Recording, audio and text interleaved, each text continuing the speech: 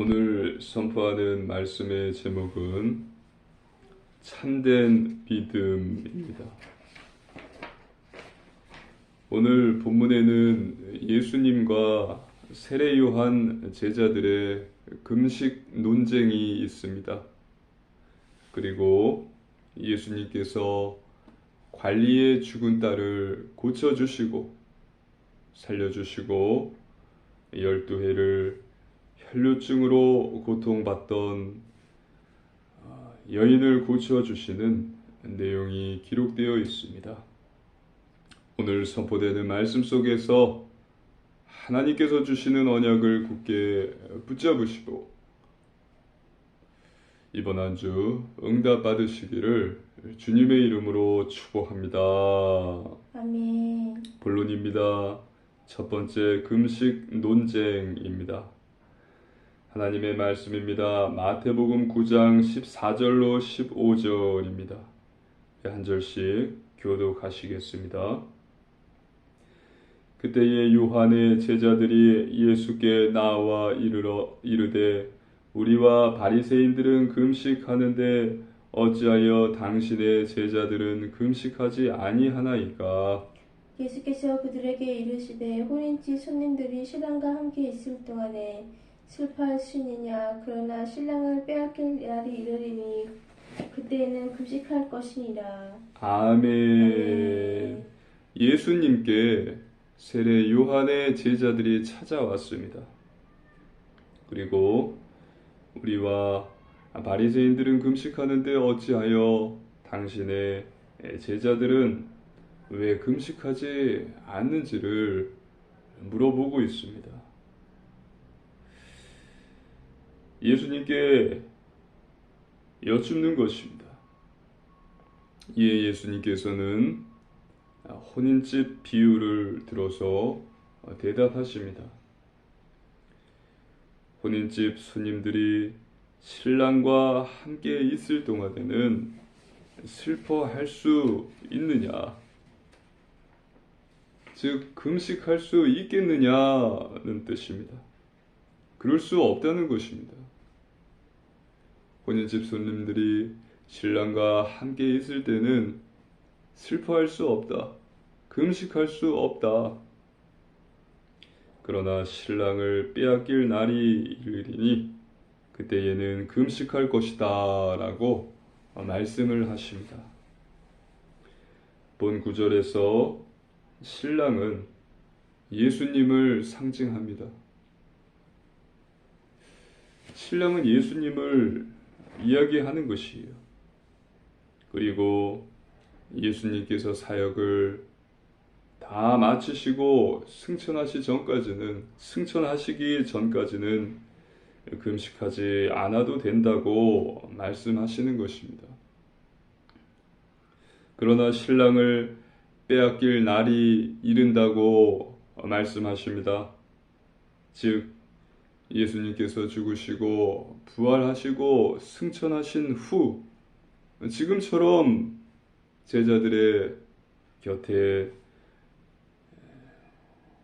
없을 때에 고난과 핍박이 올 것이기에 금식하며 기도하게 될 것이다는 것을 말씀하신 것입니다. 하나님의 말씀입니다. 마태복음 9장 16절로 17절입니다. 우리 한 절씩 교도하시겠습니다. 생배 조각을 낡은 옷에 붙이는 자가 없나니 이는 기운 것이 그 옷을 당기어 헤어짐이 더하게 됨이요. 새 포도주를 낡은 가죽 부대에 넣지 아니하나니 그렇게 하면 부대가 터져 포도주도 쏟아지고 부대도 벌리게 됩니다. 새 포도주는 새 부대에 넣어야 둘이 다 보존되느니라. 아멘. 낡은 옷에 새 천조각을 대고 기우면 낡은 옷이 더 헤어지고 또 새 포도주를 낡은 부대에 넣으면 부대도 터지고 포도주도 버리게 된다고 말씀하신 것입니다. 그래서 새 천 조각은 새 옷에 끼워야 되고, 또 새 포도주는 낡은 가죽 부대가 아니라 새 부대에 넣어야 된다고 말씀하신 것입니다. 여기서 새 천 조각, 새 포도주는 예수님의 사역을 뜻합니다. 할렐루야. 아멘. 예수님의 사역이 옛 유대인의 방식이 아니라 새로운 양식임을 말해주고 있는 것입니다. 율법을 지켜야 구원을 받는다. 우리만 아브라함의 자손이다라는 선민사상 등 이와 같은 유대교의 전통은 예수님의 새로운 가르침을 다 담아낼 수 없었습니다. 하나님이 주신 율법을 준수함으로 구원을 받는 것이 아니라 하나님이 보내신 그 아들 예수님을 믿음으로 구원을 받는 것입니다. 새 포도주는 새 부대에 넣어야 둘이 다 보존되느니라. 지금 예수님께서 이것에 대한 경종을 울리신 것입니다. 새 천 조각을 새 천 조각을 기울 새 옷, 또 새 포도주를 담을 새 부대가 필요하다는 것입니다. 새 천 조각을 기울 새 옷, 새 포도주를 담을 새 부대가 바로 우리여야 되는 것입니다. 깨달으시기를 주님의 이름으로 축복합니다. 아멘. 그래서 성경적인 새 옷, 새 부대로 잘 준비되시기를 주님의 이름으로 축복합니다. 아멘. 그러기 위해서 우리에게 반드시 있어야 할 것은 성경적 세계관입니다. 이것이 무엇인가 하면 성경에 기록된 하나님, 예수님, 성령님을 바로 아는 것이고, 그리고 성경을 통해서 세상을 바로 볼 수 있는 눈을 뜻합니다.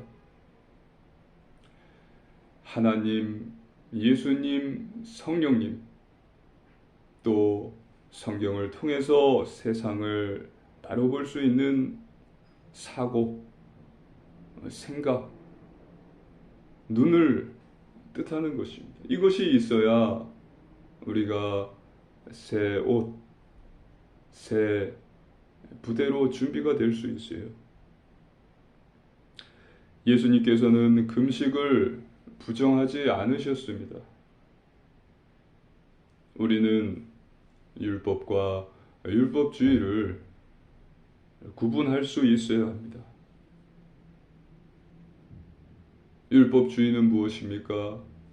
율법을 지켜야 구원을 받는다. 무율법주의는 무엇입니까? 예수님을 믿고 구원받았으니 이제 율법은 필요 없다. 율법에 매이지 말라 말하면서 자기 소견에 오른 대로 행하는 것입니다. 이것이 무율법주의예요. 복음 개혁주의가 있습니다. 잘 들으십시오. 나 같은 죄인을 살리신 하나님의 은혜에 감사하며 이것을 잊지 않고 기쁨으로 하나님의 법에 순종하는 것.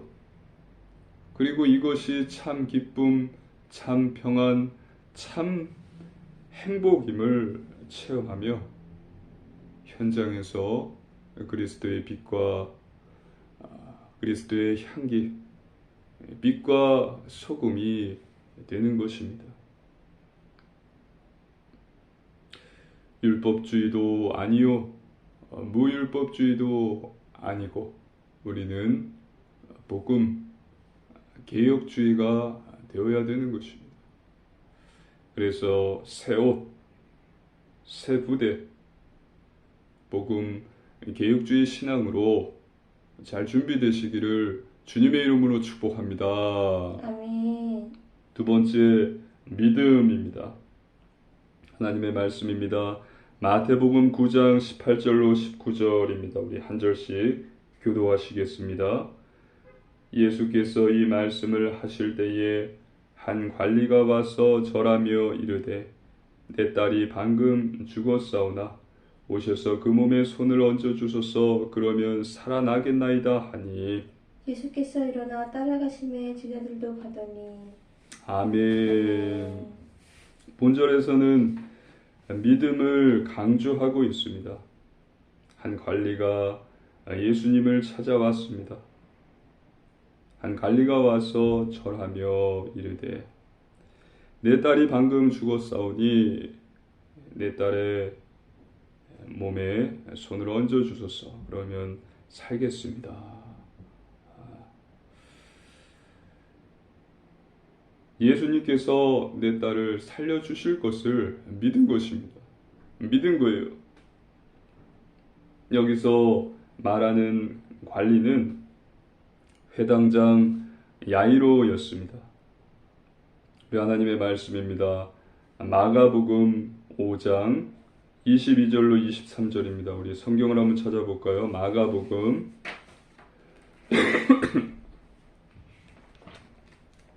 마가복음 5장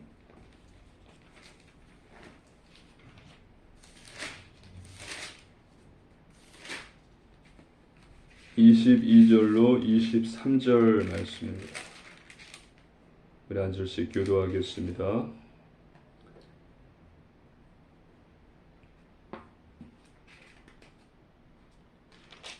마가복음 5장 22절로 23절 회당장 중에 하나인 야이루라 하는 이가 와서 예수를 보고 발 아래 엎드려 간곡히 구하여 이르되 내 어린 딸이 죽게 되었사오니 오셔서 그 위에 손을 얹으사 그로 구원을 받아 살게 하소서 하거늘.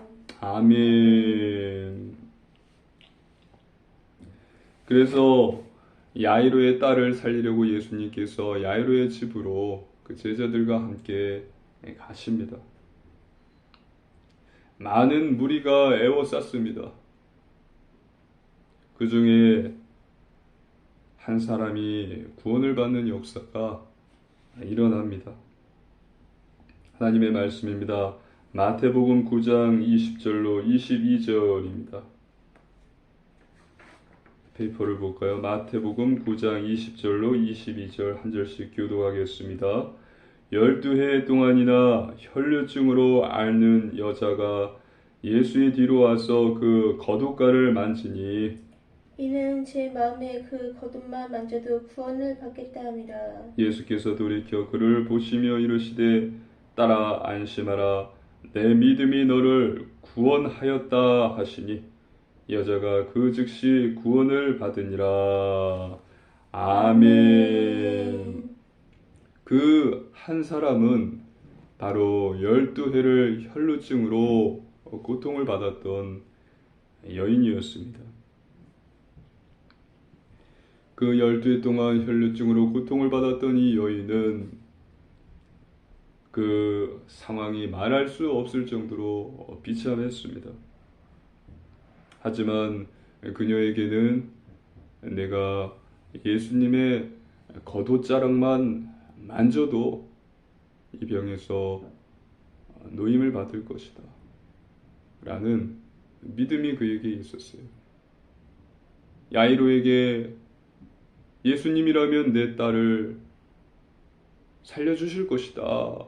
믿음이 있었던 것과 같이 이 여인에게도 그와 같은 믿음이 있었던 것입니다.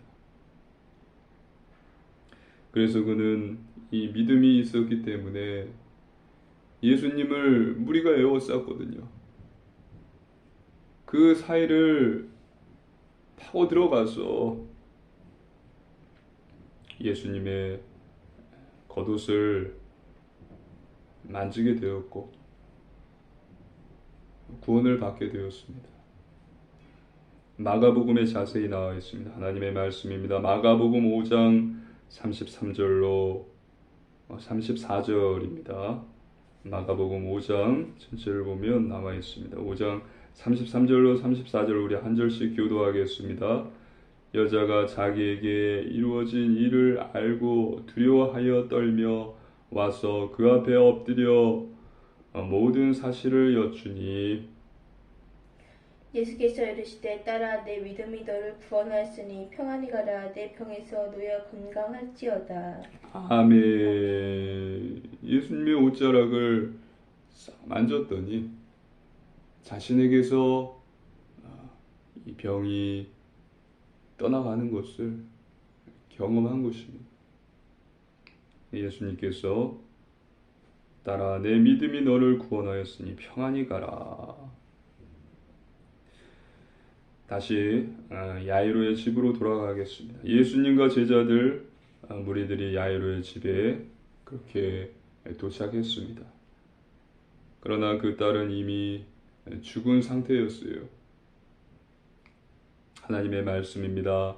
마태복음 9장 23절로 26절입니다. 한 절씩 교도하겠습니다. 예수께서 그 관리의 집에 가사 피리 부는 자들과 떠드는 무리를 보시고 이르시되 물러가라 이 소녀가 죽은 것이 아니라 잔다 하시니 그들이 비웃더라. 무리를 내보낸 후에 예수께서 들어가사 소녀의 손을 잡으심에 일어나는지라. 그 소문이 온 땅 위에 퍼지더라. 아멘.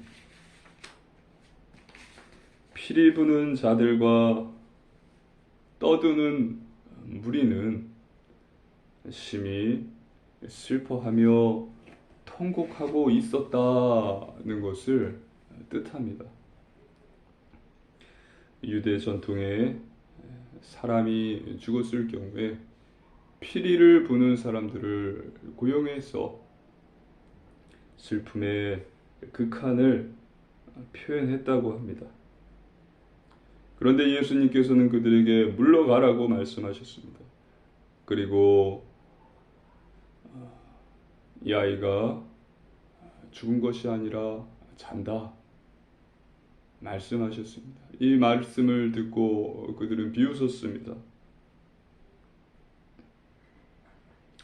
무리를 다 내보낸 후에 예수님께서 아이의 손을 잡으시니 그 죽은 아이가 다시 살아났습니다. 여기서 예수님이 하신 말씀이 있습니다. 유명한 말씀이죠. 마가복음 5장 41절로 42절입니다. 뒷장에 마가복음 5장 41절로 42절 우리 교도하시겠습니다. 그 아이의 손을 잡고 이르시되 달리다굼 하시니 번역하면 곧 내가 내게 말하노니 소녀야 일어나라 하시니라. 소녀가 곧 일어나서 걸으니 나이가 12살이라 사람들이 곧 크게 놀라거늘 아멘. 달리다굼 소녀야 일어나라. 달리다굼 그렇게 말씀하셨더니 소녀가 일어났습니다. 걸었습니다. 그 주변에 있던 사람들이 크게 놀랐습니다. 할렐루야! 아멘. 세 번째, 참된 믿음입니다. 우리는 우리의 행위나 공로로 절대 구원을 받을 수 없습니다. 오직 예수님을 믿음으로 구원을 받을 수 있습니다. 참 제사장, 참 왕, 참 선지자, 그리스도이신 예수님을 믿음으로만 구원을 받을 수 있는 것입니다. 우리에게 구원을 주실 분은 예수님 뿐이시고 그분을 믿음으로 구원을 받는 것입니다. 사도행전 4장 12절, 사도행전 16장 31절 우리 한 목소리로 합독하시겠습니다. 다른 이로서는 구원을 받을 수 없나니 천하 사람 중에 구원을 받을 만한 다른 이름을 우리에게 주신 일이 없음이라 하였더라. 이르되 주 예수를 믿으라. 그리하면 너와 내 집이 구원을 받으리라 하고. 아멘. 그렇다면 교회에 다니는 사람들 중에 이와 같이 참된 믿음을 가진 자들을 어떻게 알 수 있을까요? 쉽게 보십시오. 내가 정말 구원받았는지를 어떻게 알 수 있을까요? 예수님은 위선을 고발하셨습니다. 또 외식을 미워하셨습니다. 그리고 우리에게 참된 믿음을 요청하셨습니다.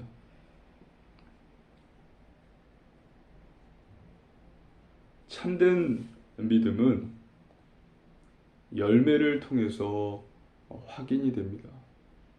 열매를 통해서 그 사람이 가진 믿음이 참된 믿음인지 거짓 믿음인지를 알 수 있습니다. 믿으시기를 주님의 이름으로 축복합니다. 아멘. 하나님의 말씀입니다. 마태복음 7장 16절로 21절입니다. 한 절씩 교도하시겠습니다.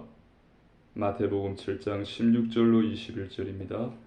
그들의 열매로 그들을 알지니 가시나무에서 포도를 또는 엉겅퀴에서 무화과를 따겠느냐. 이와 같이 좋은 나무마다 아름다운 열매를 맺고 못된 나무가 나쁜 열매를 맺나니 좋은 나무가 나쁜 열매를 맺을 수 없고 못된 나무가 아름다운 열매를 맺을 수 없느니라.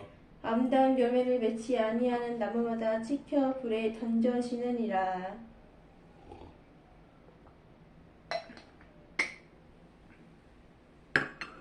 이러므로 그들의 열매로 그들을 알리라. 나더러 주여 주여 하는 자마다 다 천국에 들어갈 것이 아니요 다만 하늘에 계신 내 아버지의 뜻대로 행하는 자야 들어가리라. 아멘. 할렐루야. 아멘. 목사든 성도든 열매를 통해서 그 사람이 말하는 믿음이 참된 믿음인지 거짓 믿음인지를 알 수 있습니다. 그 사람의 말은 화려할 수 있습니다. 그러나 열매를 내놓지는 못합니다. 거짓 믿음은 순종이라는 열매를 전혀 맺지 못합니다. 하지만 참된 믿음은 순종이라는 열매를 맺습니다. 하나님의 말씀을 따릅니다. 할렐루야. 아멘. 아브라함에서 아브라함이 되었으니 할례를 행하는 것입니다. 거듭났으니 죄가 무엇인지를 알고 죄를 경계하고 또 죄를 예의주시하며 죄에 대해서 민감해지는 것입니다. 그리고 마귀를 결박하는 것입니다. 거룩해지기 위해서 힘씁니다. 경건을 추구합니다. 그러다가 넘어지기도 해요. 죄를 짓게 된다 해도 하나님 앞에 회개하고 다시 주님께로 돌아오는 것입니다. 그리고서 더욱 하나님을 의지하게 되는 것입니다. 믿으시기를 주님의 이름으로 축복합니다. 아멘. 그렇게 결국은 하나님께서 더 많은 열매들을 맺게 하시고 거두게 해 주세요. 갈라디아서 5장 22절로 23절 성령의 열매는 사랑, 희락과 화평과 오래 참음과 자비, 양선과 충성과 온유와 절제니 이와 같은 많은 열매들을 거두게 하십니다. 믿으시기를 주님의 이름으로 축복합니다. 아멘. 결론입니다. 첫 번째, 말씀 충만입니다. 하나님의 말씀으로 충만해야 합니다. 말씀은 영혼의 양식입니다. 말씀에 충만해야 우리의 마음과 몸도 건강해지는 것입니다. 사단을 공격하는 것이 하나님의 말씀입니다. 공격하는 무기가 하나님의 말씀입니다. 그래서 매일 성경을 읽고 묵상을 하십시오. 우리가 매일 자연스럽게 물을 마시고 또 밥을 먹는 것처럼 자연스럽게 하나님의 말씀을, 성경을 펴서 읽고 생각을 하시고 기도하십시오. 두 번째, 오직 믿음입니다. 믿는 것입니다. 살아계신 성삼위 하나님을 믿고 그분의 약속을 믿는 것입니다. 하나님의 피조물이자 하나님의 형상인 인간이 믿고 의지할 것은 오직 하나님뿐입니다. 돈, 세상, 사람 이것을 의지하는 것은 우상 숭배예요. 멸망으로 가는 것입니다. 결국은 멸망하는 것이죠. 그래서 오직 하나님, 오직 예수님, 오직 성령님을 의지하시고 하나님의 말씀을 믿고 기도하십시오. 하나님께서는 반드시 응답과 증거를 주십니다. 세 번째, 오직 순종입니다. 말씀에 순종하는 것입니다. 순종은 믿음의 결과입니다. 참된 믿음과 거짓 믿음은 열매로 알 수 있습니다. 참된 믿음은 순종의 열매를 맺습니다. 그러나 거짓 믿음은 순종의 열매를 맺을 수가 없어요. 거짓 믿음은 말이 화려할 수는 있습니다. 하지만 하나님의 말씀을 따라갈 수 없습니다. 순종이라는 열매를 맺지 못합니다. 한국 교회의 70~80%가 미자립 교회입니다. 조사 결과 우리 교단도 이와 똑같습니다. 다른 교단과 똑같이 전도도 어렵고 기도도 잘 안 되고 성경도 잘 읽지 않고 있습니다. 열매를 교회의 크기와 성도의 수로 제한할 수 없어요. 그것에 맞추어서 지도자의 믿음이 크거나 작고 지도자의 믿음이 참된 믿음이다, 거짓 믿음이다 라고 말할 수 없습니다. 또 하나님께 쓰임을 받고 있고 그렇지 않다고도 말할 수 없는 거예요. 교회의 크기와 성도 수가 그것을 말해주지 않는 것입니다.